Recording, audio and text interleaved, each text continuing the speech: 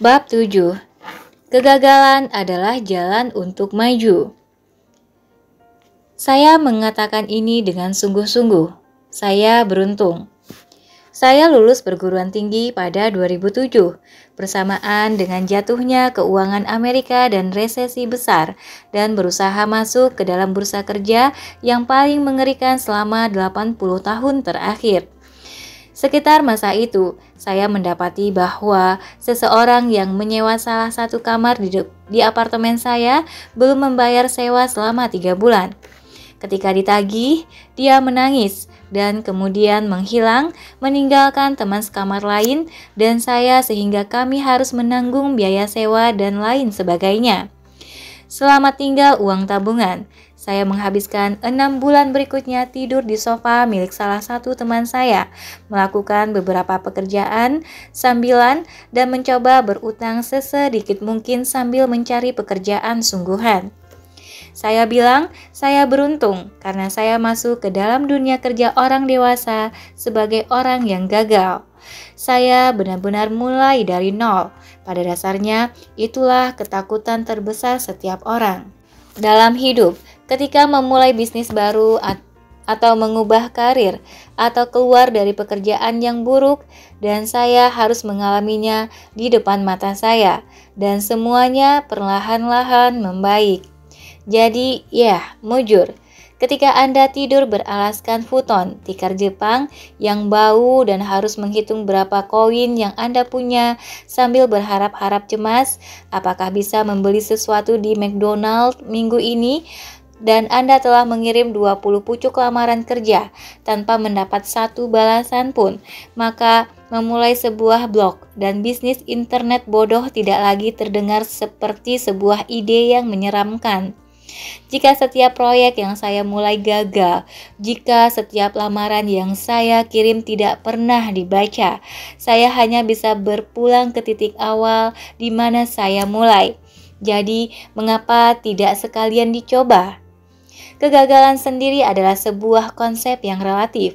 Jika ukuran yang saya pilih adalah ambisi untuk menjadi seorang pendukung revolusi komunis yang anarkis, fakta bahwa saya gagal menghasilkan uang antara 2007 sampai 2008 justru menjadi sebuah kesuksesan besar. Tetapi, jika seperti kebanyakan orang, ukuran saya hanya mencari kerja mapan yang cukup untuk membayar tagihan dari sekolah, saya gagal total.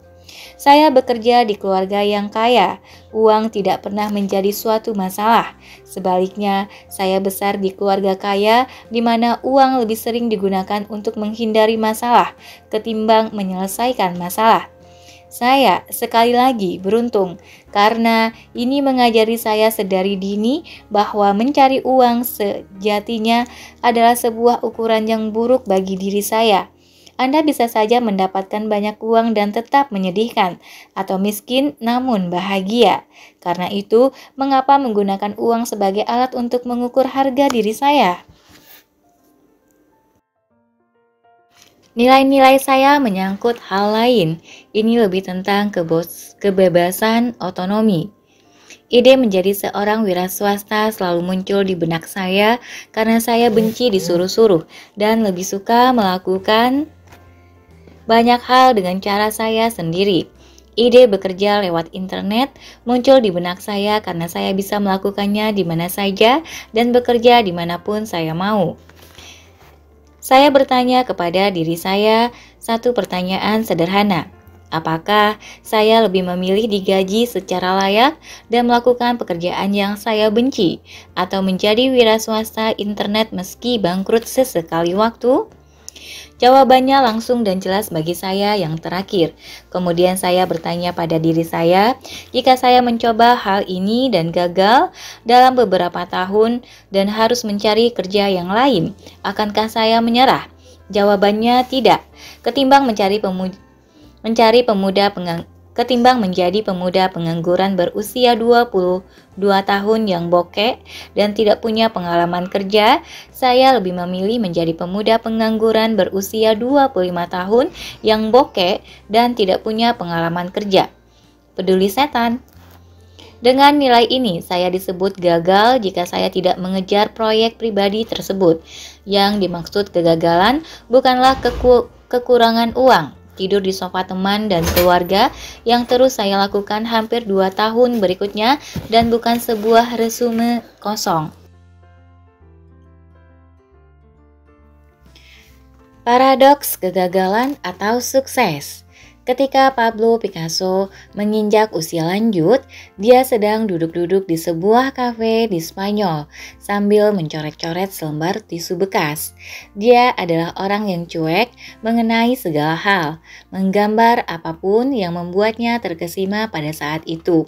Agak mirip dengan remaja laki-laki yang doyan iseng menggambar penis di sekat kamar mandi. Tentu karena ini Picasso, penis itu akan digambar dengan gaya kubisme atau impresionisme yang memukau, yang dicampur noda kopi yang samar-samar. Kembali ke pembicaraan awal tadi, seorang wanita yang duduk di dekatnya memandanginya dengan kagum.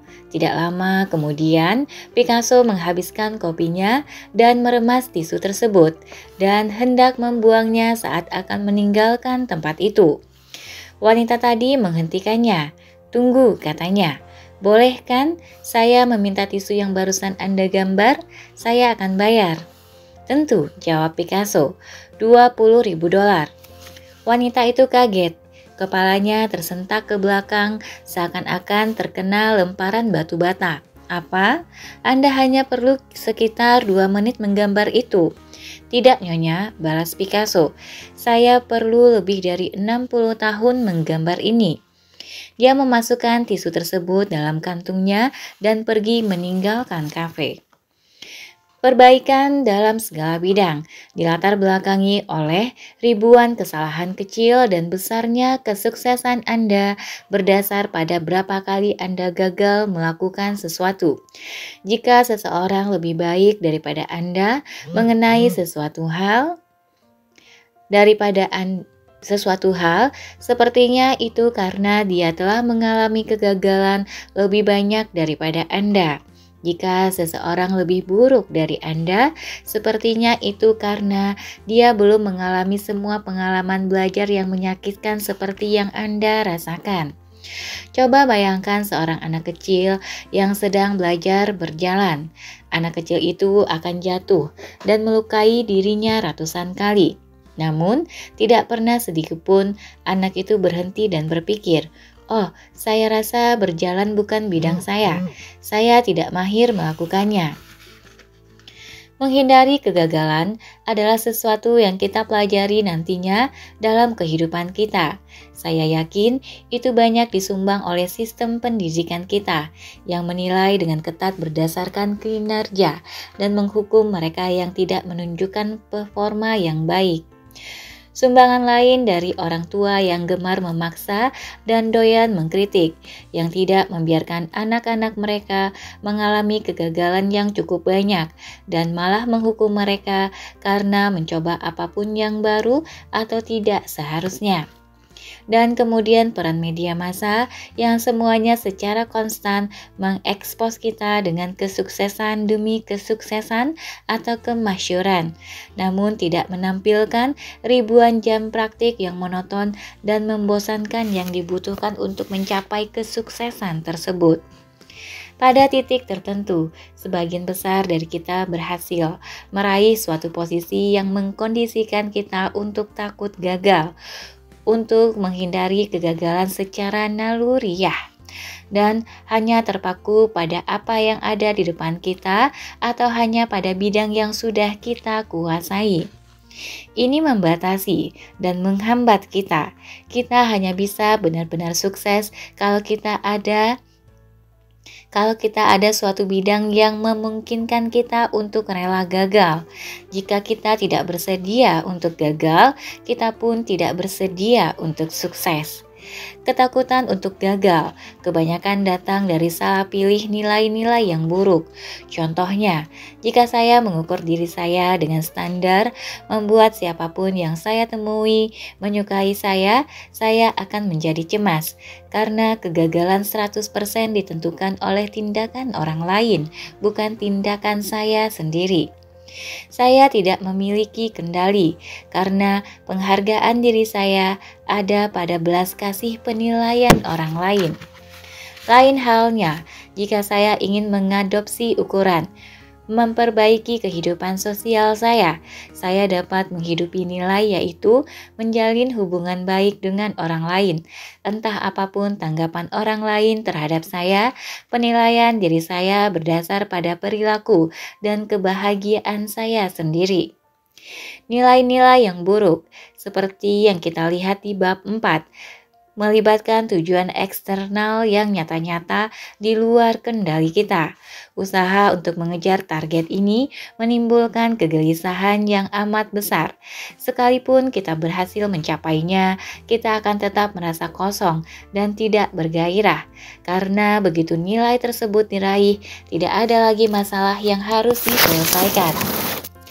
Nilai-nilai yang lebih baik, sebagaimana yang kita lihat, berorientasi pada proses. Misalnya, sebuah ukuran, mengungkapkan diri secara jujur kepada orang lain. Untuk nilai kejujuran, tidak pernah sepenuhnya selesai. Ini adalah sebuah permasalahan yang harus terus diangkat kembali. Setiap pembicaraan yang baru, setiap hubungan yang baru, membawa tantangan dan kesempatan yang baru untuk mengekspresikan diri secara jujur. Nilai hidup ini merupakan proses yang terus berlangsung, seumur hidup tidak akan pernah selesai. Jika ukuran dari nilai sukses dengan standar duniawi adalah membeli rumah dan mobil bagus, dan Anda menghabiskan 20 tahun bekerja keras untuk mewujudkannya. Begitu ini berhasil diraih, ukuran tadi tidak ada lagi artinya. Maka sampaikan hello kepada krisis paruh baya Anda, karena masalah yang mendorong Anda hampir sepanjang kehidupan dewasa Anda baru saja diangkat dari pundak Anda. Tidak ada peluang lain untuk tetap bertumbuh dan memperbaiki diri. Padahal pertumbuhanlah yang menghasilkan kegembiraan, bukan daftar panjang pencapaian egois Anda. Dalam hal ini, tujuan sebagaimana didefinisikan secara konvensional, lulus kuliah, membeli rumah di tepi danau, menurunkan berat 6 kg, sangat terbatas dalam hal jumlah kebahagiaan yang dapat diraih dalam hidup kita. Sasaran tersebut mungkin membantu ketika kita sedang mengejar keuntungan jangka pendek, singkat, namun kita menjadi panduan lintasan keseluruhan hidup kita. Tujuan-tujuan itu payah. Picasso tetap produktif sepanjang hidupnya. Dia hidup hingga usia 90-an dan terus menghasilkan karya seni sampai tahun-tahun terakhirnya.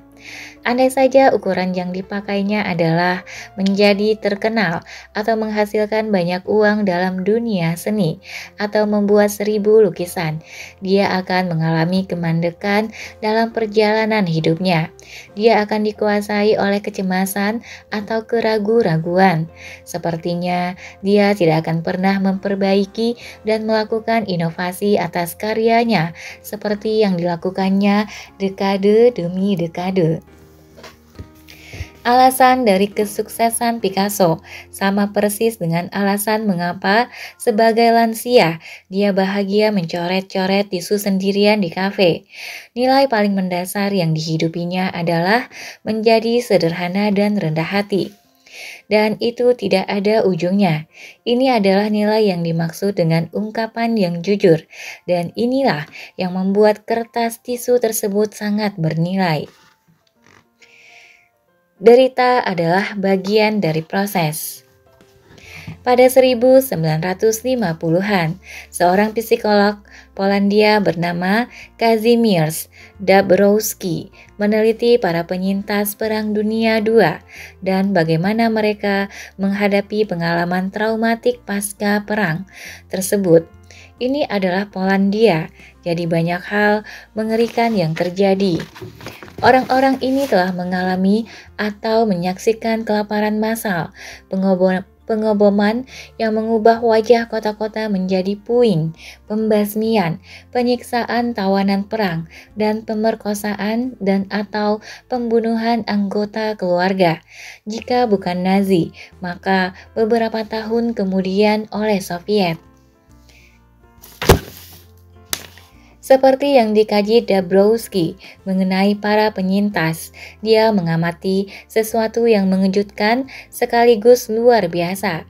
Persentase yang cukup besar dari antara mereka meyakini kalau derita dari pengalaman di masa perang, meskipun menyakitkan dan tentu saja membuat trauma, sebenarnya telah membuat mereka menjadi lebih baik, lebih bertanggung jawab, dan bahkan menjadi orang-orang yang lebih bahagia. Banyak orang menggambarkan hidup mereka seperti perang, sebagai orang yang sangat berbeda.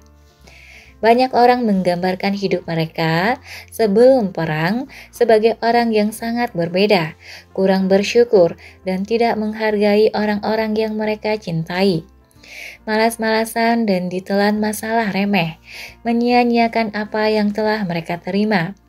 Pasca perang, mereka merasa lebih percaya diri, lebih yakin pada diri mereka sendiri, lebih bersyukur dan tidak dirisaukan dengan hal sepele dan kerikil kecil dalam hidup.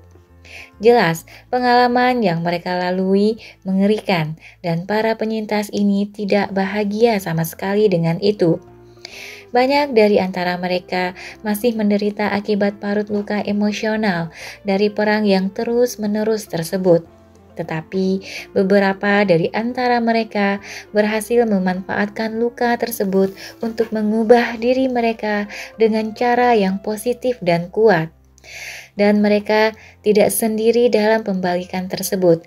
Bagi sebagian dari kita, pencapaian yang paling membanggakan muncul dalam wajah kemalangan yang amat besar. Luka kita sering membuat kita semakin kuat, lebih tangguh, lebih membumi. Banyak penyintas kanker, sebagai contoh, yang melaporkan kalau mereka merasa lebih kuat dan lebih bersyukur setelah berhasil memenangkan perjuangan untuk bertahan hidup. Banyak personil militer bersaksi tentang ketangguhan mental yang diperoleh dari bertahan di lingkungan yang berbahaya seperti zona perang. Dabrowski berpendapat bahwa rasa takut dan kecemasan serta kesedihan tidak selalu menjadi kondisi mental yang tidak diinginkan atau tidak membantu, melainkan itu sering mewakili derita yang selayaknya kita butuhkan demi perkembangan jiwa kita. Dan menyangkal luka itu sama dengan menyangkal potensi kita sendiri. Seperti halnya seseorang yang mengalami rasa sakit fisik, mengalami sakit emosional untuk mengembangkan ketangguhan emosional yang lebih besar, rasa percaya diri yang lebih kuat, belas kasih yang meningkat, serta secara umum hidup yang lebih bahagia. Perubahan perspektif kita yang paling radikal kadang terjadi pada ekor suatu momen yang paling buruk. Hanya pada saat kita mengalami rasa sakit yang intens, kita bersedia menimbang nilai-nilai yang kita miliki dan bertanya mengapa nilai tersebut seakan membuat kita gagal. Kita membutuhkan semacam krisis eksistensial yang memaksa kita untuk melihat secara objektif bagaimana kita telah mendapatkan makna dalam hidup kita, lalu mempertimbangkan untuk mengubah arah. Anda boleh menyebut ini pengalaman ambang batas atau mengalami sebuah krisis eksistensial. Namun saya lebih suka menyebutnya menembus badai.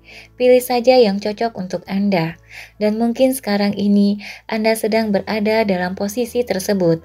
Mungkin Anda sedang menghadapi tantangan yang paling signifikan dalam hidup Anda dan limbung karena semua hal yang sebelumnya Anda pikir benar dan normal serta baik telah berubah menjadi sebaliknya. Tidak apa-apa, itu bagus, itu permulaannya. Saya sungguh ingin menekankan sekali lagi bahwasanya derita adalah bagian dari proses. Penting untuk merasakannya, karena jika Anda hanya mengejar kesenangan di atas rasa sakit, jika Anda membiarkan diri terlena dalam kepongahan dan pemikiran positif yang delusional, jika Anda terus memanjakan diri dalam berbagai hal atau kegiatan, Anda tidak akan pernah menemukan motivasi yang menjadi syarat untuk benar-benar berubah. Ketika saya muda, setiap kali keluarga saya memiliki VCR atau stereo baru, saya akan menekan setiap tombol, mencolokkan dan mencabut setiap sambungan dan kabel, hanya untuk melihat segala sesuatunya bekerja. Dengan berjalannya waktu, saya belajar bagaimana seluruh sistem bekerja. Dan karena saya tahu bagaimana semua itu bekerja, saya sering menjadi satu-satunya orang yang menggunakan alat tersebut. Seperti halnya yang dialami oleh anak-anak generasi milenial di zaman ini. Orang tua saya melihat seakan-akan saya adalah semacam anak jenius. Bagi mereka, fakta bahwa saya mampu memprogram VCR tanpa melihat buku panduan membuat saya menjadi Tesla yang terlahir kembali. Mudah sekali untuk melihat ke zaman dulu, zaman generasi orang tua saya, lalu menertawakan fobia teknologi mereka. Namun semakin saya dewasa, semakin saya sadari bahwa kita semua memiliki fase kehidupan yang menyerupai reaksi orang tua saya terhadap VCR baru itu. Kami duduk, terpukau, serta mengelus dahi kita sambil berkata, "Tapi bagaimana cara melakukan hal itu? Padahal caranya sangat gampang." Saya menerima surel dari orang-orang yang menanyakan hal macam ini sepanjang waktu. Dan bertahun-tahun saya tidak pernah tahu apa yang harus saya katakan kepada mereka. Ada seorang gadis yang orang tuanya imigran dan menabung selama seluruh hidup mereka untuk menyekolahkannya hingga masuk sekolah kedokteran. Tetapi sekarang dia duduk di sekolah kedokteran dan membencinya. Dia tidak ingin menghabiskan hidupnya sebagai dokter, jadi dia sungguh ingin berhenti kuliah.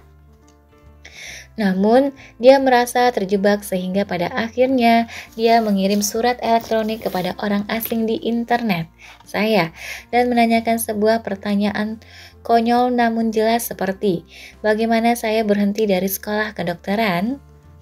Atau seorang mahasiswa yang jatuh cinta kepada dosennya. Akibatnya, dia tersiksa dengan setiap tanda tawa, senyuman, lanturan hingga basa-basi, dan mengirim saya surel yang mirip novela sepanjang 28 halaman yang ditutup dengan pertanyaan, bagaimana caranya agar dia mau diajak kencan? Atau orang tua tunggal, ibu, yang sekarang anak-anaknya sudah lulus sekolah, namun masih bermalas-malasan di sofanya, makan makanannya, menghabiskan uangnya, tidak menghargai ruang atau keinginan si ibu untuk mendapatkan privasi. Dia ingin mereka hidup sendiri, dia ingin melanjutkan hidupnya sendiri. Di saat yang sama, dia takut setengah mati, meminta anak-anaknya untuk pindah. Sedemikian rupa hingga pertanyaan, bagaimana cara meminta mereka pindah? Ini adalah jenis pertanyaan VCR. Bagi kita yang berada di luar, jawabannya mudah, berhenti mengoceh dan segera lakukan. Namun dari dalam, dari sudut pandang masing-masing orang yang mengalaminya, pertanyaan itu terasa mustahil, rumit, dan buram, seperti teka-teki eksistensial yang dibungkus dengan enigma dan dimuat di dalam satu ember KFC yang penuh dengan kubus Rubik.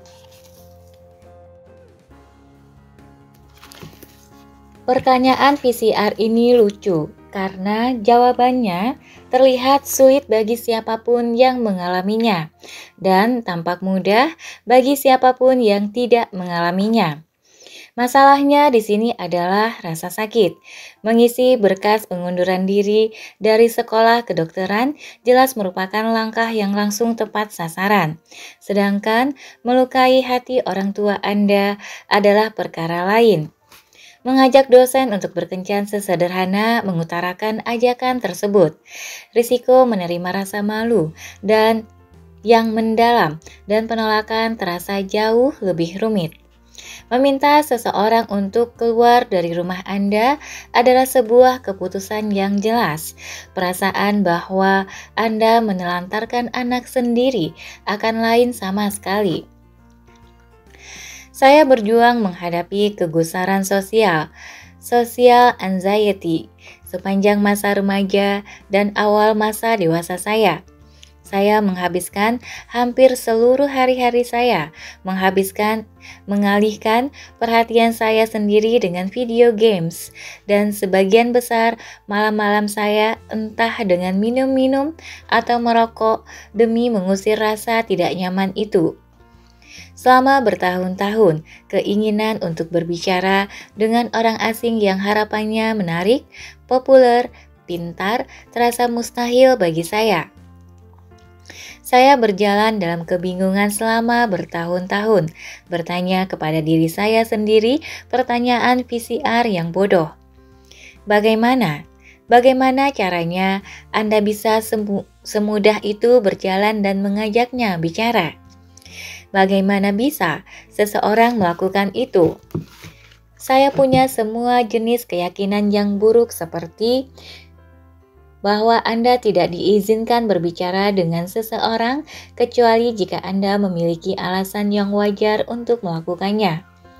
Atau bahwa para wanita akan berpikiran bahwa saya adalah seorang pemerkosa yang menakutkan jika terlalu sering berkata halo.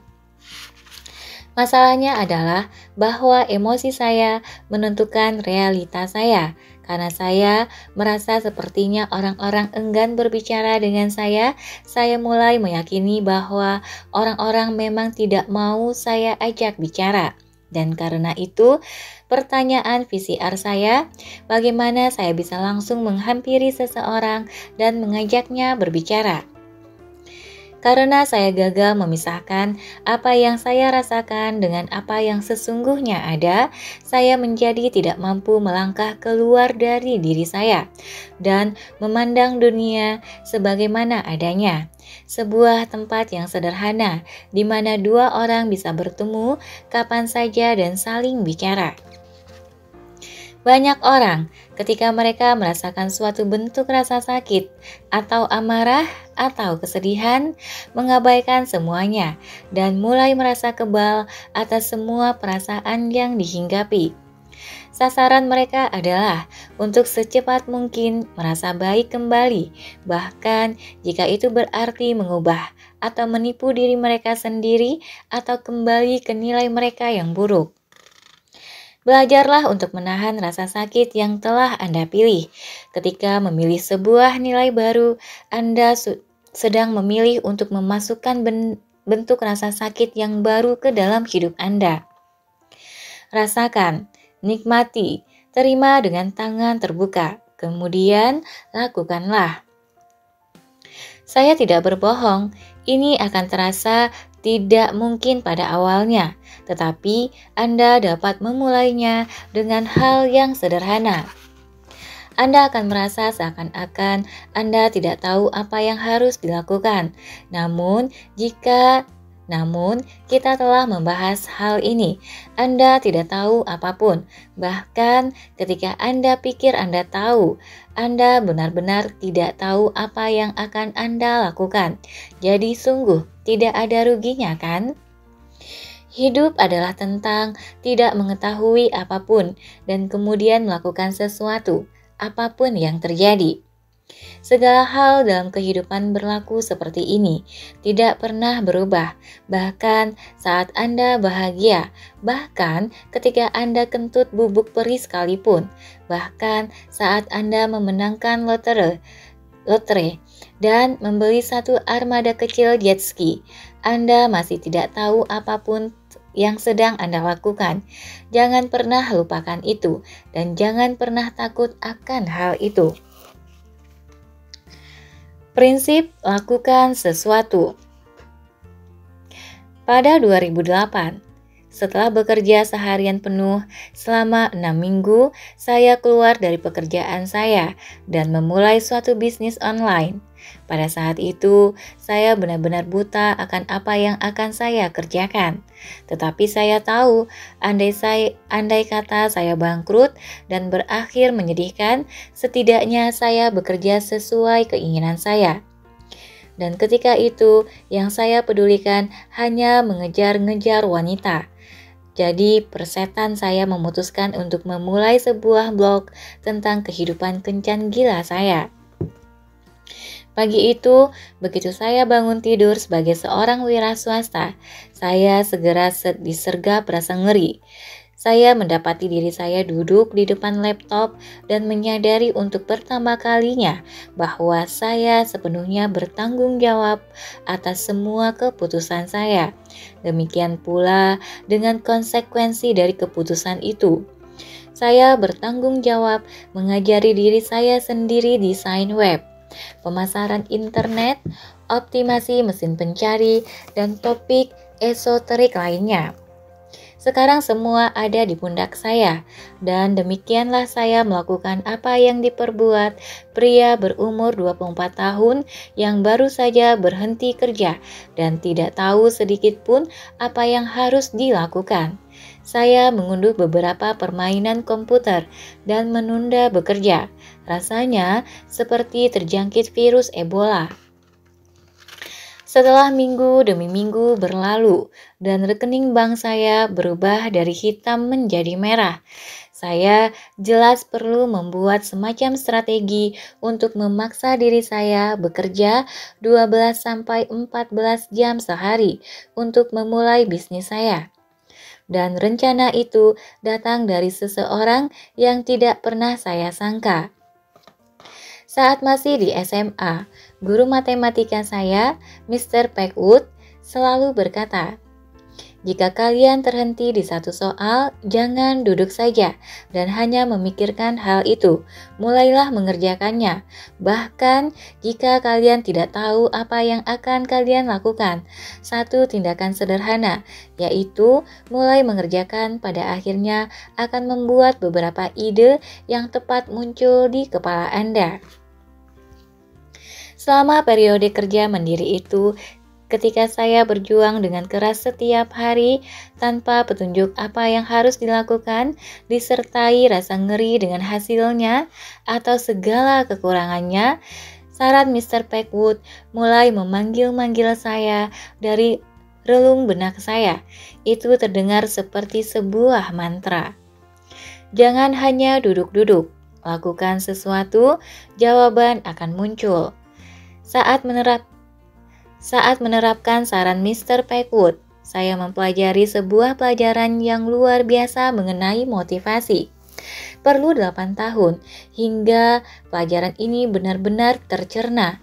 Namun dari apa yang saya temukan selama jangka waktu itu, bulan-bulan yang melelahkan, meluncurkan produk, kolom saran yang mengundang tawa, malam-malam yang tidak nyaman di atas sofa teman saya, rekening bank yang mulai minus, dan ratusan hingga ribuan kata yang telah ditulis, sebagian besar tidak pernah dibaca, mungkin menjadi hal paling penting yang telah saya pelajari dalam hidup saya. Tindakan bukan hanya efek dari suatu motivasi, ini juga menjadi penyebab suatu motivasi. Sebagian besar dari antara kita mengambil suatu tindakan setelah kita merasakan tingkat motivasi tertentu, dan kita merasakan suatu motivasi hanya ketika kita merasakan inspirasi emosional yang cukup. Kita bisa asumsikan langkah-langkah tersebut terjadi dalam semacam rantai reaksi singkat seperti ini. Inspirasi emosional, panah ke kanan, motivasi, panah ke kanan, aksi yang diinginkan. Jika Anda ingin menuntaskan sesuatu, namun merasa tidak termotivasi atau terinspirasi, maka Anda berasumsi kalau diri Anda payah. Tidak ada yang bisa Anda lakukan mengenai hal ini, tidak hingga satu peristiwa besar terjadi. Lalu, Anda berhasil mengumpulkan motivasi yang cukup untuk bangkit dari sofa dan melakukan sesuatu. Sejatinya, motivasi bukan saja reaksi 3 rantai, namun lingkaran setan. Inspirasi, panah ke kanan, motivasi, panah ke kanan, aksi, panah ke kanan, inspirasi, panah ke kanan, motivasi, panah ke kanan, aksi, panah ke kanan, dan seterusnya. Aksi atau tindakan Anda menciptakan reaksi dan inspirasi emosional yang jauh lebih jauh. Inspirasi emosional yang lebih jauh dan terus berlanjut untuk memotivasi aksi berikutnya. Dengan memanfaatkan pemahaman ini, kita sebenarnya dapat mengubah ulang orientasi pola pikir kita dengan cara berikut. Aksi, garis panah ke kanan, inspirasi, panah ke kanan, motivasi. Jika Anda kurang motivasi untuk membuat suatu perubahan dalam hidup Anda, lakukan sesuatu, apapun itu, sungguh. Kemudian, manfaatkan reaksi dari aksi tersebut sebagai cara untuk mulai memotivasi diri Anda sendiri. Saya menyebut ini prinsip lakukan sesuatu. Setelah menerapkan ini pada diri saya sendiri untuk membangun bisnis saya mulai mengajarkannya kepada para pembaca yang datang kepada saya karena kebingungan dengan pertanyaan VCR mereka sendiri. Bagaimana melamar suatu pekerjaan? Atau bagaimana mengatakan kepada laki-laki itu kalau saya ingin menjadi pacarnya? Dan semacam itu. Dalam 2 tahun pertama saya menerapkan ini untuk diri saya sendiri. Minggu-minggu berlalu tanpa banyak pencapaian. Tidak lain karena saya cemas dan stres mengenai apa yang harus saya lakukan. Dan terlalu mudah untuk menunda semuanya. Meskipun demikian, saya cepat belajar bahwa memaksa diri saya untuk melakukan sesuatu, bahkan pekerjaan yang paling rendah, dengan cepat membuat pekerjaan yang lebih besar terlihat lebih mudah. Jika saya harus mendesain ulang seluruh situs web, saya akan memaksa diri saya untuk duduk dan berkata, "Oke, saya hanya akan mendesain headernya saja." Oke, saya hanya akan mendesain headernya sekarang. Namun setelah header selesai, saya mendapati diri saya beranjak ke bagian situs yang lain. Dan sebelum saya menyadarinya, saya akan merasa berenergi dan terlibat dalam proyek tersebut. Pengarang Tim Ferriss menghubungkan sebuah kisah yang pernah didengarnya mengenai seorang novelis yang telah menulis lebih dari 70 novel. Seseorang bertanya kepada sang novelis bagaimana dia mampu menulis secara konsisten dan tetap terinspirasi serta termotivasi. Dia menjawab, 200 kata yang kacau parah setiap hari, cuma itu. Idenya adalah bahwa jika dia memaksa dirinya sendiri untuk menulis 200 kata yang buruk sekalipun, itu akan lebih menginspirasinya untuk menulis. Dan sebelum dia menyadarinya, dia telah menulis ribuan kata dalam satu halaman. Jika kita mengikuti prinsip lakukan sesuatu, kegagalan terasa tidak penting. Ketika standar kesuksesan hanya melakukan sesuatu, ketika setiap hasil dianggap sebagai sebuah kemajuan dan penting, inspirasi dilihat sebagai sebuah imbalan ketimbang suatu prasyarat. Kita mendorong diri kita lebih maju. Kita merasa bebas untuk gagal, dan kegagalan itulah yang menggerakkan kita ke depan. Prinsip lakukan sesuatu bukan hanya membantu kita saat kita tergoda untuk menunda suatu pekerjaan, namun ini juga membantu Namun, ini juga menjadi bagian dari proses mengadopsi nilai-nilai baru. Jika Anda ada di tengah-tengah badai eksistensial dan segalanya terasa tak berarti, jika semua cara yang Anda gunakan untuk mengukur diri Anda sudah hampir habis dan Anda masih tidak punya bayangan apa yang akan terjadi kemudian, jika Anda menyadari kalau Anda telah melukai diri Anda sendiri dengan mengejar mimpi palsu, atau jika Anda tahu bahwa ada beberapa ukuran yang lebih baik untuk menilai diri Anda, tapi Anda tidak tahu yang mana, jawabannya sama: lakukan sesuatu. Sesuatu itu bisa saja berupa tindakan yang paling kecil di antara yang lainnya. Ini bisa apa saja. Akui saja kalau Anda brengsek dalam semua hubungan yang telah Anda jalani, dan Anda ingin mulai mengembangkan belas kasih yang lebih besar untuk orang lain. Lakukan sesuatu, mulai dari yang sederhana. Buatlah satu target seperti mendengar problem seseorang, dan luangkan waktu Anda untuk membantu orang tersebut. Lakukan itu sekali saja. Atau berjanjilah pada diri Anda bahwa Anda akan menganggap Andalah akar masalah Anda sendiri jika di lain kesempatan Anda merasa kecewa. Coba saja satu ide dan lihat bagaimana rasanya. Kadang itulah yang perlu dilakukan agar bola salju menggelinding. Tindakan diperlukan untuk menginspirasi motivasi agar tetap ada. Anda bisa menjadi sumber inspirasi Anda sendiri. Tindakan selalu ada dalam jangkauan Anda, dan cukup dengan menggunakan ukuran melakukan sesuatu untuk menilai kesuksesan Anda, maka kegagalan pun akan mendorong Anda maju ke depan.